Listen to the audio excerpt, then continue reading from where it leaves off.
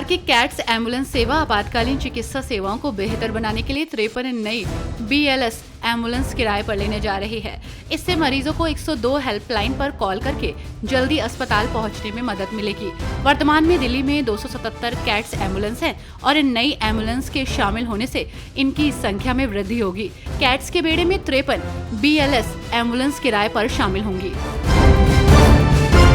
हरियाणा कांग्रेस ने हाईकमान के निर्देश पर राज्य में संविधान बचाओ कार्यक्रम और रैलियां करने की रूपरेखा तैयार कर ली है। इन कार्यक्रमों के लिए पार्टी ने सभी प्रमुख नेताओं को जिम्मेदारी सौंप दी है। कांग्रेस के राज्य स्तरीय वरिष्ठ नेताओं की जिलेवार कमेटियां बनाकर ड्यूटी लगाई गई है। संविधान बचाओ कार्यक्रम आयोजित करने का निर्णय लिया गया है, जिसमें भूपेंद्र सिंह हुड्डा, उदय भान और दीपेंद्र हुड्डा जैसे प्रमुख नेता शामिल होंगे। ये नेता रैलियों में भाग लेंगे और कार्यकर्ताओं का मार्गदर्शन करेंगे। कांग्रेस अध्यक्ष मल्लिकार्जुन खड़गे ने प्रधानमंत्री नरेंद्र मोदी को पत्र लिखकर अनुरोध किया है कि आतंकी हमले से उत्पन्न स्थिति से निपटने के लिए सामूहिक इच्छा शक्ति का प्रदर्शन करने के लिए संसद के दोनों सदनों का विशेष सत्र यथाशीघ्र बुलाया जाए। इसे लेकर विपक्षी नेताओं की लगातार प्रतिक्रिया सामने आ रही है। इसी बीच इस मामले को लेकर RJD सांसद मनोज झा की प्रतिक्रिया आई है। उन्होंने कहा कि कल ही हमने मांग की, राहुल गांधी, मल्लिकार्जुन खड़गे, CPI सभी ने मांग की। किसी भी देश के इतिहास में ऐसे क्षण आते हैं जब वो पूरी संसद एक स्वर में बोलती है तो दुनिया के देशों तक संदेश पहुंचता है। भाजपा सांसद निशिकांत दुबे पहलगाम आतंकी हमले के बाद लगातार बयान दे रहे हैं। सोमवार को भी उन्होंने कहा था कि वहां की लड़कियां बड़ी संख्या में भारतीयों से शादी कर इंडिया में गैर कानूनी तरीके से रहती हैं। इस आतंकवाद से कैसे निपटा जाए, जबकि मंगलवार को उन्होंने एक बार फिर कांग्रेस पर बड़ा हमला बोला।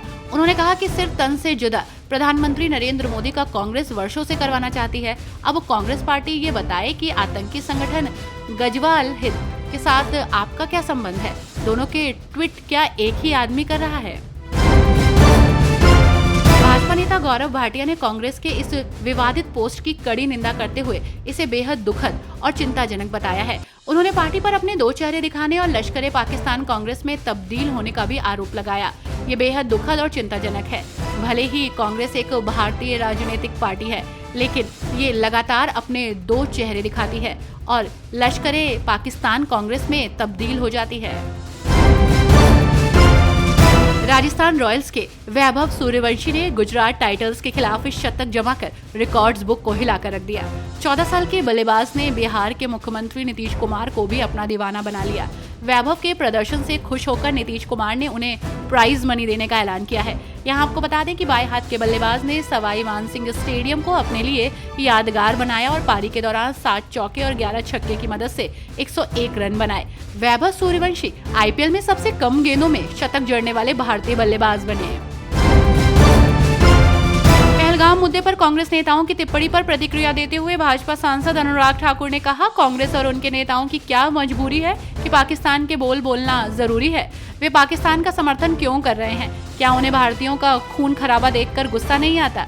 उनके नेता और पूर्व कैबिनेट मंत्री सैफुद्दीन सोज हमें पाकिस्तान की बात सुनने के लिए कहते हैं, जब वो कहता है कि वो हमले में शामिल नहीं है और पाकिस्तान में पानी के बहाव को ना रोके।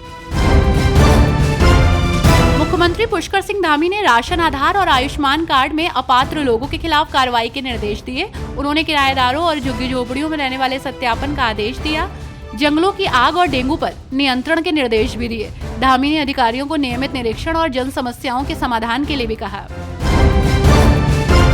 अपने बयानों को लेकर लगातार चर्चा में रहने वाली यूट्यूबर नेहा सिंह राठौर की मुश्किलें बढ़ती दिख रही हैं। जम्मू कश्मीर के पहलगाम हमले पर कथित विवादित टिप्पणी को लेकर पटना में भाजयुमो नेता कृष्णा सिंह कल्लू ने उनके खिलाफ शिकायत दर्ज कराई है। इससे पहले लखनऊ में भी नेहा पर देशद्रोह का मामला दर्ज किया गया था। उन पर भारत विरोधी टिप्पणी करने और पाकिस्तान से मिलीभगत का आरोप है। हिमाचल प्रदेश कांग्रेस 1 मई से संविधान बचाओ रैलियों का आयोजन करेगी, जिसकी शुरुआत बिलासपुर से होगी। प्रदेश अध्यक्ष प्रतिभा सिंह इसकी अध्यक्षता करेंगी और इन रैलियों में भीड़ जुटाना कांग्रेस के लिए एक चुनौती है, क्योंकि कमेटियां भंग हैं। युवा कांग्रेस और NSUI पर दारोमदार रहेगा। नई कार्यकारिणी गठन में देरी से कार्यकर्ताओं में नाराजगी है।